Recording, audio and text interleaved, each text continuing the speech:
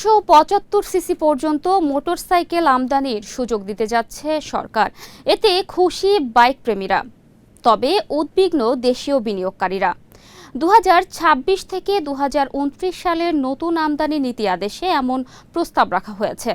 বর্তমানে ১৬৫ সিসির বেশি মোটরসাইকেল পুরো তৈরি অবস্থায় আমদানি করা যায় না।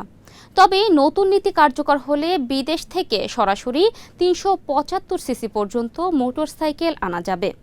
বাণিজ্য মন্ত্রণালয়ের কর্মকর্তারা বলছেন, নীতিমালা চূড়ান্ত পর্যায়ে রয়েছে এবং চলতি মাসেই এ বিষয়ে আদেশ জারি হতে পারে। তবে এ সিদ্ধান্ত নিয়ে মোটরসাইকেল খাতে শুরু হয়েছে আলোচনা সমালোচনা।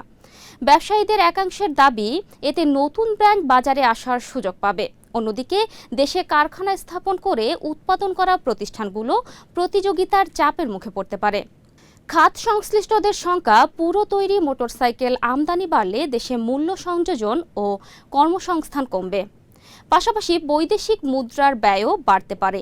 এদিকে ২০১৮ সালে শিল্পনীতির ভিত্তিতে দেশে প্রায় ৮,০০০ কোটি টাকা বিনিয়োগ করে একাধিক মোটরসাইকেল কারখানা গড়ে উঠেছে। বিনিয়োগকারীরা বলছেন, বারবার নীতি পরিবর্তন হলে বিদেশি বিনিয়োগের ওপর পড়তে পারে নেতিবাচক প্রভাব।